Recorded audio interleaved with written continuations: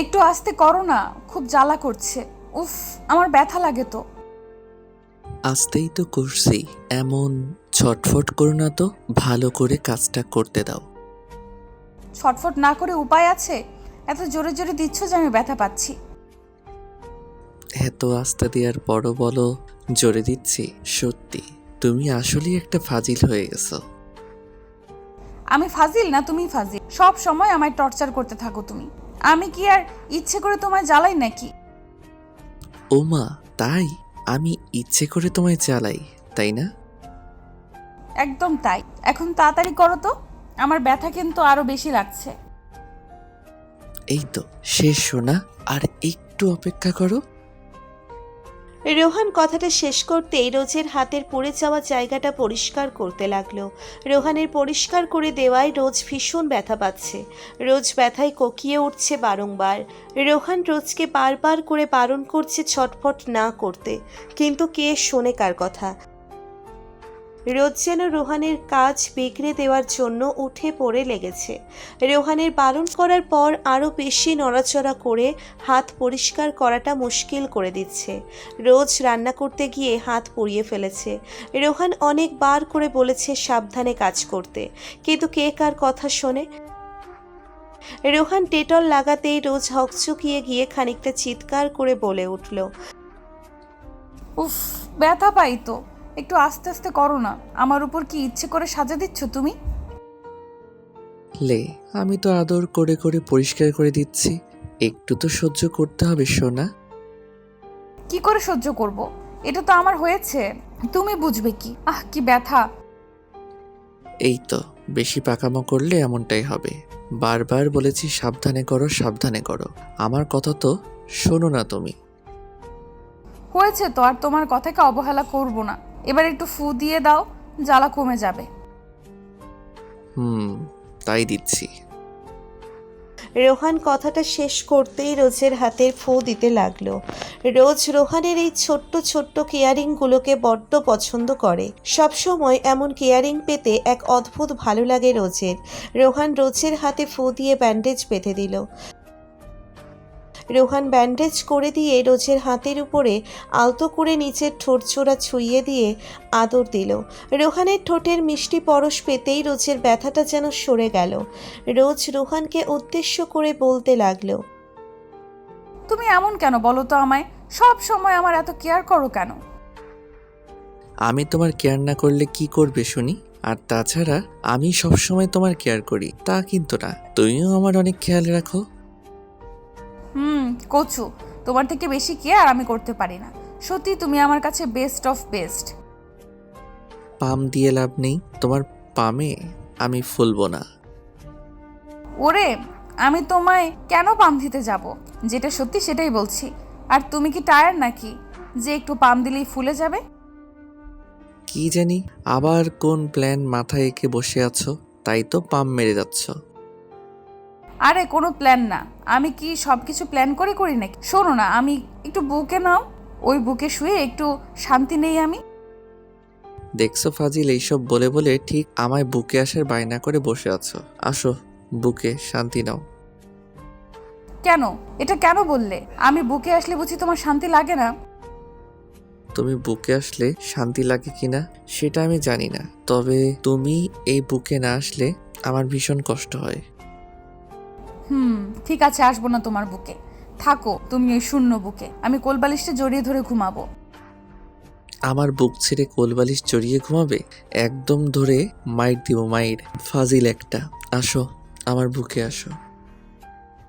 রোহান সব সময়ের মতো রোজের সাথে একটু দুষ্টুমি করে নিল। রোহান আর রোজের বৈবাহিক সম্পর্কটা যেন বন্ধুত্বের সম্পর্কের মতো। রোহান যেমন রোজের সাথে বন্ধুর মতো সব কিছু বলতে পারে, নিজের হক শেয়ার করতে পারে, ঠিক তেমনি রোজও রোহানের সাথে মন খুলে কথা বলতে পারে। এই জন্য তাদের ভালোবাসার সম্পর্কটা মধুর। রোহান রোজকে বুকে নিতেই রোজের কোমরের উপরে হাত রাখল। রোহানের হাত জোড়া রোজের কোমরের উপর স্পর্শ করতেই রোজের সারা শরীর কেঁপে কেঁপে উঠল। রোজ পরম আবেশে রোহানের বুকে মুখ লুকিয়ে রোহানের হাতের স্পর্শ গভীরভাবে অনুভব করতে লাগলো। নিজের সারা শরীরে এক অদ্ভুত ভালো লাগার শিহরণ অনুভব করছে রোজ। নিজেকে যেন এই ভালোবাসার পরশে সিক্ত করতে মরিয়া হয়ে আছে রোজ। রোহান রোজের কোমরে হাত বুলিয়ে আদর করছে, আর রোজ রোহানের বুকে মুখ লুকিয়ে সেই ভালোবাসার আদরের স্বাদ গ্রহণ করছে। কিছু সময় রোহান রোজের কোমরে হাত বুলিয়ে দেওয়ার পর আচমকা রোহান নিচের হাত রোজের কোমরের উপর থেকে সরিয়ে নিল। রোহানের হাত রোজের কোমরের উপর থেকে সরে যেতেই রোজ চরম বিরক্ত হলো। এমন করে কেউ হাত সরিয়ে নিলে কারো কি ভালো লাগে? রোজ রোহানের বুকের উপর থেকে মাথাটা তুলে রোহানের দিকে তাকিয়ে বিরক্তির সুরে বলতে লাগলো, কি হলো এটা? আমার কোমরের উপর থেকে হাত সরিয়ে নিলে কেন? ও মা, তুমি জেগে আছো? আমি তো ভেবেছি ঘুমিয়ে গেছো, তাই সরিয়ে নিয়েছি। আমি ঘুমিয়ে গেলে বুঝি আমার কোমরের উপর হাত বুলিয়ে দিবে না তুমি? জানো কতটা শান্তি পাচ্ছিলাম আমি। এখন হাত বুলিয়ে দেওয়া লাগবে না, তুমি একটু ঘুমিয়ে নাও, রেস্ট করো, আমার একটু কাজ আছে, সেটা করে আসছি আমি। কি কাজ? আমার থেকেও ইম্পর্ট্যান্ট এমন কি কাজ আছে তোমার? তোমার থেকেও ইম্পর্টেন্ট তো কোনো কাজ আমার নেই, তবে অফিসের কিছু ফাইল রেডি করতে হবে, তাই বলছিলাম আর কি। ও ঠিক আছে, আমার কোমরে হাত বুলিয়ে আদর দিতে তো তোমার ভালো লাগে না? যাও কাজ করো গিয়ে, আর কখনো তোমার বুকে শুব না আমি। রোজ রোহানের উপর একটু অভিমান করে রোহানের বুকের উপর থেকে সরে যেতে নিল। রোজ রোহানের বুকের উপর থেকে সরে যেতে নিতেই রোহান দুম করে রোজের কোমর চেপে ধরে রোজকে স্লাইড করে বিছানায় শুইয়ে দিয়ে রোহান নিজেই রোজের বুকের উপর উঠে পড়ল। রোজ বিছানায় শুয়ে রোহানকে নিজের বুকের উপর দেখে বেশ কৌতূহলী হয়ে রোহানের দিকে তাকিয়ে থাকে। রোহান রোজের বুকের উপর উঠে বসে রোজের দিকে তাকিয়ে মুচকি মুচকি হাসছে।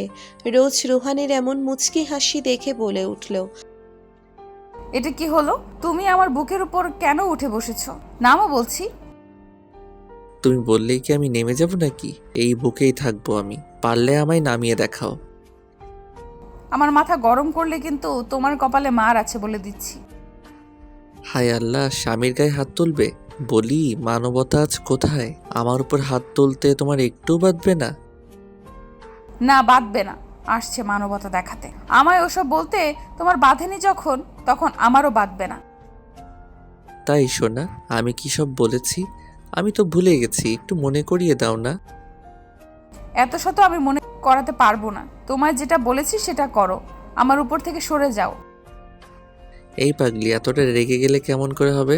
আমি একটু দুষ্টুমি করেছি, আমার দুষ্টুমিতে এত রাখলে কি চলে? আমি জানি তুমি দুষ্টুমি করো না, এসব কিছু একদম সিরিয়াসলি বলো। তুমি মোটেও ভালো মানুষ না। আমি তো ভালা না, ভালা নয়। আবারও তুমি আমার সাথে ফাজলামি করা শুরু করে দিয়েছো। আমি কিন্তু আবার সত্যি সত্যি রেগে যাচ্ছি। তাই দেখি দেখি কোথায় কোথায় রাগ আছে গো তোমার? তোমার সব রাগ অভিমান একদম আদর দিয়ে দিয়ে কমিয়ে দিব আমি। রোহান কথাটা বলতেই রোজের দিকে খানিকটা ঝুঁকে গেল। রোজ রোহানের দিকে এক দৃষ্টিতে তাকিয়ে আছে।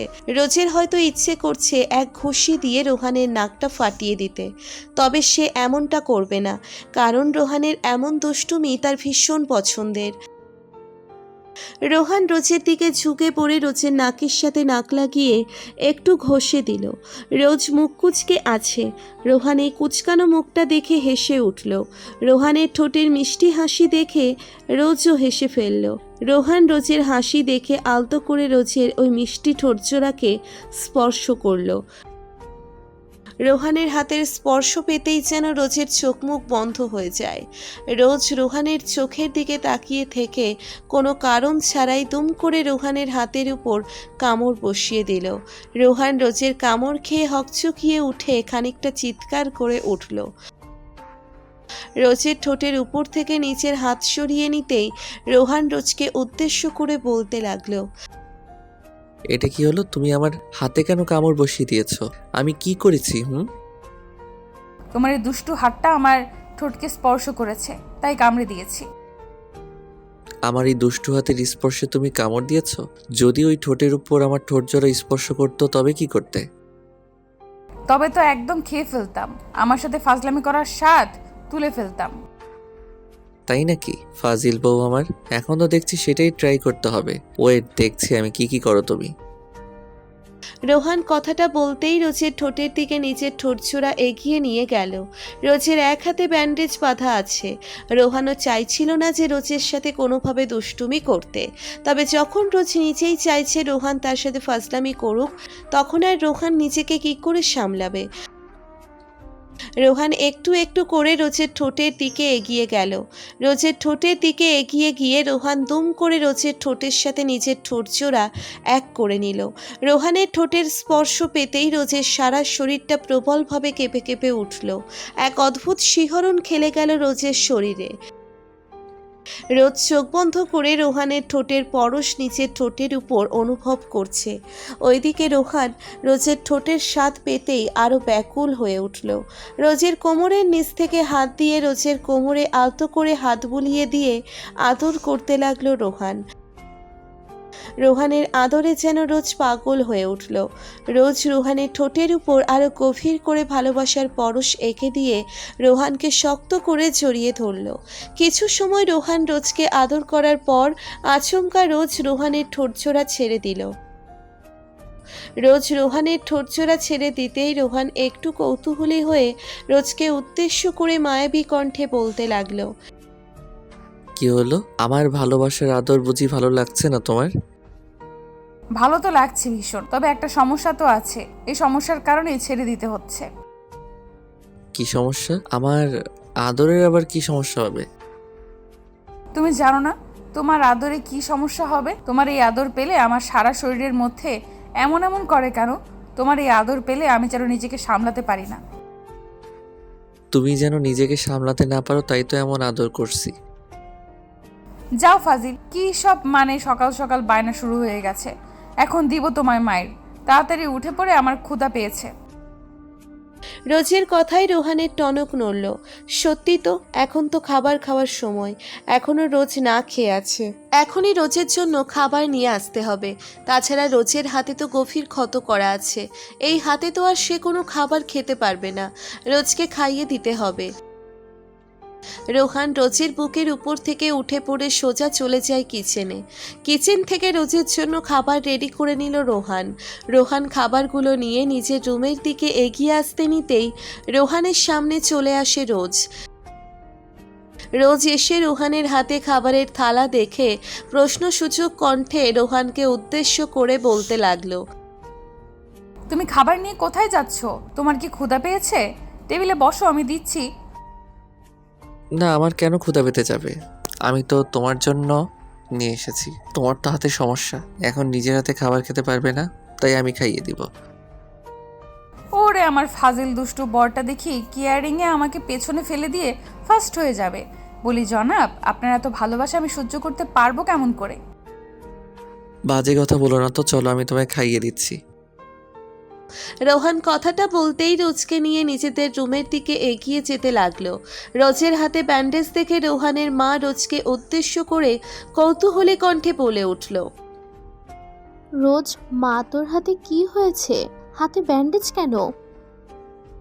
রোহানের মায়ের কথা শুনে রোজ ঠায় দাঁড়িয়ে পড়ল।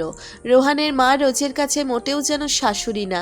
নিজের মাও হয়তো রোজকে এতটা ভালোবাসে না যতটা রোহানের মা রোজকে ভালোবাসে। রোজ এই বাড়িতে এসে যেমন একটা দুষ্টু বর পেয়েছে, ঠিক তেমনি দুজন বাবা মা পেয়েছে, যাদের কাছে রোজ হলো তাদের রাজকন্যা। রোজ রোহানের পাশ থেকে সরে গিয়ে নিজের শাশুড়ির কাছে এসে বলতে লাগলো, মা, আমার তো তেমন কিছু হয়নি, শুধুমাত্র রান্না করতে গিয়ে একটু ছ্যাক লেগেছে আর কি। রান্না করতে গিয়ে ছ্যাক লেগেছে মানে? হাতে এত বড় ব্যান্ডেজ করা আর বলছিস ছ্যাক লেগেছে? তুই কবে নিজের কেয়ার করতে শিখবি বল তো মা? এতটা কেয়ারলেস হলে কি হয় বল? সরি মা, আর হবে না এমন। এখন থেকে সাবধানে সব কাজ করব। কথাটা মনে থাকবে তো? তুই তো আমার কোনো কথাই শুনিস না। তোকে নিয়ে সত্যি আমি আর পারি না বাপু। জি মা। এই রোহান, যা রোজকে খাইয়ে দে। আর শোন, রোজের খেয়াল রাখবি, ওকে রান্নাঘরের আশেপাশেও আসতে দিবি না।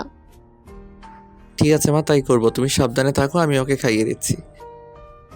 রোহানার নিজের শাশুড়ির এমন ভালোবাসার মায়া দেখে রোজের চোখের কোণে একটু জল চলে এলো। রোজ নিজেকে লাকি মনে করে, কারণ এমন স্বামী আর শ্বশুর শাশুড়ি সকল মেয়ের কপালে জোটে না। রোজ ভাবে হয়তো সে কোনো ভালো কাজ করেছে, তাই তো এমন একটা ভালো ভাগ্য সে পেয়েছে। রোহান নিজের মাকে বিদায় দিয়ে রোজকে ধরে রুমে নিয়ে আসলো। রোজকে নিয়ে রুমে এসে রোহান রোজকে নিজের কোলে বসিয়ে নিয়ে আদর করে একদম ছোট বাচ্চাদের মতো করে রোহান রোজকে খাবার খাইয়ে দিতে লাগলো। রোজকে খাবার খাইয়ে দিতে গিয়ে রোহানের চোখ পড়ল রোজের চোখের উপর। রোজের চোখে নোনা জল দেখে রোহান বলে উঠল, এই পাগলি, কাঁদছো কেন? কি হয়েছে তোমার?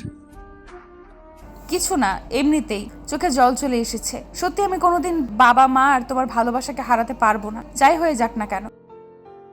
পাগলি আমার, এসব কথা ভেবো না, তাড়াতাড়ি খাবার খেয়ে নাও। রোহান রোজকে খাবার খাইয়ে দিতে লাগলো। স্ত্রীর প্রতি স্বামীর ভালোবাসা, মায়া, মমতা যেন এমনই হয়ে থাকে।